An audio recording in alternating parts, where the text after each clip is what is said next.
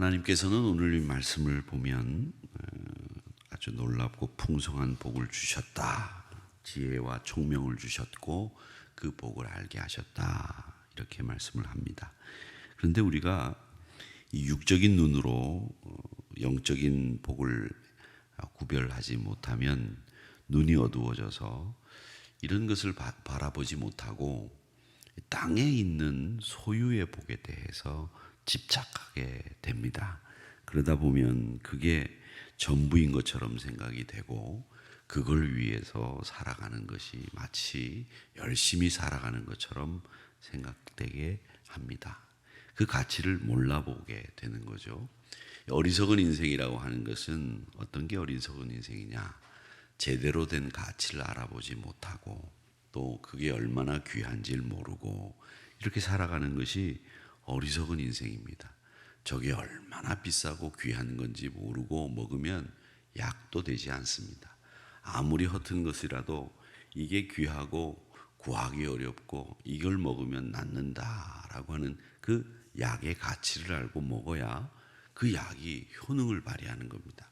그런데 그걸 먹을 때마다 이건 먹으면 분명히 저도 그런 경우들이 있는데 굉장히 비싼 한약이 있습니다. 근데 그 한약은 먹으면 힘이 나고 그 약을 먹으면 굉장히 컨디션도 좋아지는데 이상하게 그것만 먹으면 소가리를 해요.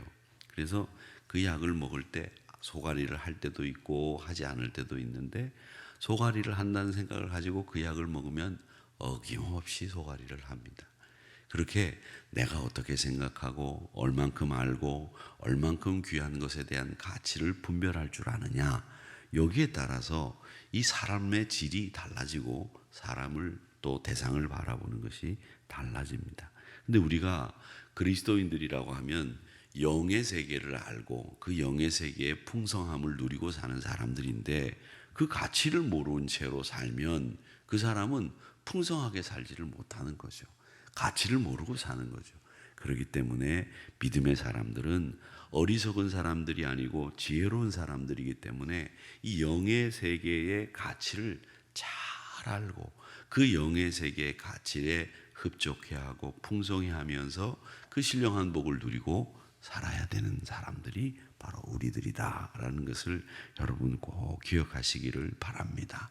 가치를 아는 사람, 그 사람이 많이 볼 수 있고 많이 알게 됩니다. 그 가치를 모르면 그 누가 희적거린 그림 같죠.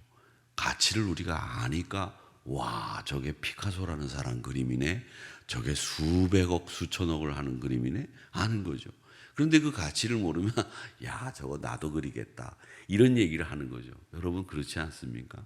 그림이나 여기 나와 있는 미술품 같은 걸 보면 저도 저건 나도 하겠는데 이런 생각을 하는데 지금까지 못했잖아요. 그 사람은 했고 그래서 가치가 있는 거거든요.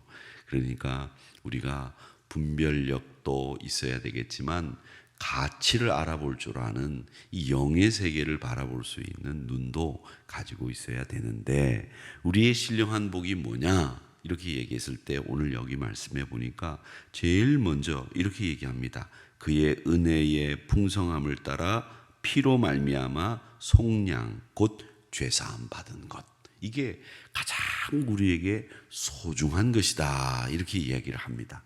우리가 죄 용서 받은 거 이게 소중한 건데 이걸 모르고 이걸 에서가 팥죽 한 그릇에 장자권을 팔듯이 그렇게 새카맣게 잊어버리고 그저 돈, 그저 소유, 그저 풍성 이것만을 구하고 그게 복인 줄 알면서 신앙생활을 하면 우리 신앙생활은 가치를 모르는 신앙생활이 된다.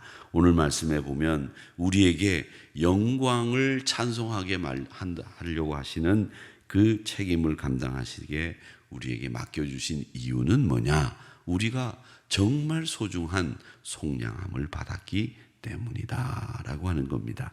예수의 피가 우리의 죄를 씻고 하나님의 은혜가 죄의 심판에서 우리를 건져주셨습니다.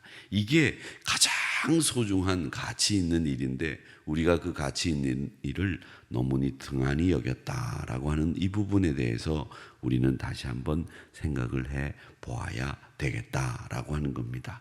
그래서 우리 믿음의 사람들은 이 속량함을 받은 것에 대해서 제일 가치 있게 생각하고, 그리고 그 속량함을 통해서 우리에게 주어진 것이 있습니다. 그게 바로 뭐냐면 지혜와 총명입니다. 이 총명은 우리가 똑똑해져서 총명해진 게 아니고요, 하나님의 경륜을 알고 하나님의 섭리를 알기 때문에 우리에게 지혜와 총명이 주어진 것이다 라고 하는 것을 기억하시고, 이 8절의 지혜와 총명을 우리에게 넘치게 하신 것은 다른 이유가 아닙니다. 하나님께서 주신 그 은혜로 우리에게 지혜와 총명함이 구원함을 얻은 성도들에게 더해졌다라고 하는 것이죠. 그런 다음에 또 우리에게 신령한 복이 주어졌는데 그게 뭐냐? 구원의 비밀. 9절에 보니까 그 뜻의 비밀을 우리에게 알리신 것이요 라고 되어 있습니다. 이 구원의 비밀의 내용이 뭐냐라고 하면 10절에 나옵니다. 뭐라고 되어 있느냐? 하늘에 있는 것, 땅에 있는 것 다 그리스도 안에서 통일되게 하려 하심이라. 하나님이 땅, 하늘, 온 우주 만물을 그리스도를 중심으로, 그리스도를 머리로 통일되게 하려고 하시는 계획, 그게 구원의 비밀이다, 이렇게 이야기를 하시고 있는 겁니다. 사랑하는 성도 여러분, 어느 것도 제외될 수 없습니다. 그리스도를 통해서 자연도, 환경도, 인간도, 모든 동식물도 다 구원받아 하나님이 원래 창조하셨던 아담의 모습, 아담이 살던 에덴 동산의 모습, 그 동산의 모습을 회복시키고 다시 일으키셔서 그 모습대로 돌아가게 하나로 통일되게 하려고 하는 것. 누구 안에서? 그리스도를 머리로 해서 하나로 통일되게 하려고 하는 그 계획이 하나님의 계획인데 그것이 구원의 비밀이다라고 이야기를 하는 겁니다. 결국 그 하나됨이라고 하는 것은 하나님의 권위, 하나님의 통치, 그 앞에 모든 자연과 만물과 인간이 복종하게 되는 것, 그게 바로 통일이고 그게 바로 구원의 비밀의 원래 모습이다. 이걸 이 얘기를 하시고 있습니다. 사랑하는 성도 여러분, 이 구원의 비밀을 우리에게 허락해 주셨습니다. 그리스도를 통해서 온 우주를 하나로 통일시키려고 하시는구나. 그래서 하나님의 권위와 하나님의 뜻에 복종케 하는 이 일을 하나님이 계획하고 계시는 구원의 비밀을 우리에게 알게 하셨다라고 하는 겁니다. 여러분, 이 비밀을 아는 것이 얼마나 복된 일인지를 우리 알아야 됩니다. 세상 사람들도 이 비밀을 아는 것 때문에 부자가 되기도 하고 감옥에 가기도 하고 그렇습니다. 개발 계획을 미리 알아가지고 그 개발 계획에 의해서 자기가 그 땅을 미리 사놓고, 다른 사람은 아무도 모르는데 자기가 그 땅 사놓고 개발이 되면 그 땅이 천정부지로 값이 솟아가지고 부자가 되는 그런 사람들이 얼마나 옛날에 많았습니까? 아무도 모르는 비밀을 알기 때문에 그런 짓을 할 수 있었고 부자가 될 수 있었던 거고 감옥에도 갔던 거죠. 여러분, 우리는 그런 비밀이 아니라 하늘나라의 구원의 비밀을 알고 있는 사람들입니다. 그 구원의 비밀을 우리가 잘 알고 있기 때문에 우리가 복된 사람들이다, 이렇게 말씀하시면서 온 세계가 회복되고 영광에 이르게 되고 자유함에 이르게 되어서 하나님의 뜻에 부합되는 삶을 살기를 원하시는 그 구원의 비밀을 우리는 알고 있다. 그것 때문에 우리는 복되다, 이렇게 이야기를 하시고 있는 겁니다. 또 마지막으로 신령한 복이라고 하는 것이 뭐냐? 11절 말씀에 모든 일을 그의 뜻의 결정대로 일하시는 이의 계획을 따라 우리가 예정을 입어 그 안에서 기업이 되었으니. 기업이 되었으니. 여러분, 우리는 어떤 기업이 되었습니까? 한우리 기업, 삼성 기업, LG 기업. 화나셨어요? 너무 분위기가 이렇게 새벽이니까 뭐 지금 졸다가 일어나시고 자다가 깨가지고서 지금 어리벙벙 하신 분들도 계실는지 모르겠습니다만, 기업이라고 하는 것은 이 세상에 말하는 그런 이익을 내는 기업이 아니고요, 하나님의 기업이라고 하는 것은 우리가 하나님 나라를 상속받는 거예요. 여러분, 그래서 상속자입니다. 여러분 다른 나라를 상속받는 게 아닙니다. 땅 200평, 300평 기업으로 유산 받는 게 아니고요. 집 한 채, 두 채 유산으로 받는 게 아니고요. 하나님 나라를 여러분의 기업으로 유산을 받는 거예요. 유산이라고 하면 물론 선친이 돌아가셔서 남은 재산을 우리가 이어받는 것이지만 하나님은 돌아가시는 분이 아니죠. 그래서 유산이라고 얘기를 하지 않고 상속이라고 얘기를 하는데 살아있는 가운데 상속받는 것이죠. 하나님 나라, 우리 눈에 보이진 않습니다. 우리가 피부로 체감하기 어려운 나라입니다. 우리가 그 나라를 이 땅에서 질서 있게 유지해 보려고 하는 공동체가 교회 공동체인데, 이런 교회 공동체보다 더 나은 하나님의 나라를 유산으로 상속받는 기업인, 바로 그 사람이 우리 그리스도인들이다라고 하는 것을 이야기하고 있습니다. 그것이 하나님의 뜻대로 결정되었고 하나님의 목적에 의해서 우리가 상속자가 되었습니다. 이렇게 이야기를 하시고 있는 겁니다. 그래서 약속의 성령으로 인치셨다.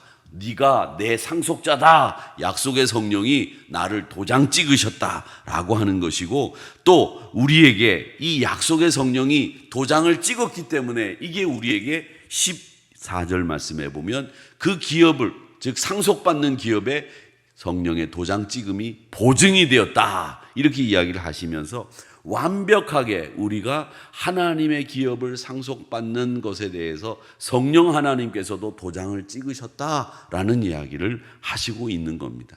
그러니까 우리가 이 땅에서 거래를 할 때 혹은 우리가 상속을 받을 때 도장을 찍어서 보증인이 되고 약 증인이 있고 이런 것과 똑같은 구조로 바울 사도는 에베소 교인들에게 여러분 하늘나라를 기업받은 것을, 여러분들이 상속받은 것을 성령 하나님이 확증하셨고 인치셨습니다 라는 이야기를 하시고 있는 겁니다. 그렇기 때문에 또 이야기합니다. 14절의 말씀에 그의 영광을 찬송하게 하려 하심이라, 그렇게 되어 있죠. 6절 말씀에도 보세요. 6절 말씀 끝에도 그의 은혜의 영광을 찬송하게 하려는 것이라, 이렇게 이야기를 하면서 6절 말씀, 어제 저희들이 마지막으로 살펴본 6절 말씀에서도 은혜의 영광을 찬송하게 하려 하심이라 이렇게 말씀하시고, 14절에도 그의 영광을 찬송하게 하려 하심이라 이렇게 이야기하시면서 6절과 14절의 내용이 똑같습니다. 그 똑같은 내용이 뭐냐? 6절에서도 말씀하시고 14절에도 말씀하시는 이 두 가지 내용이 바로 우리가 해야 될 사명과 책무다, 이렇게 이야기를 하시고 있는 겁니다. 여러분의 책무는 다른 거 없습니다.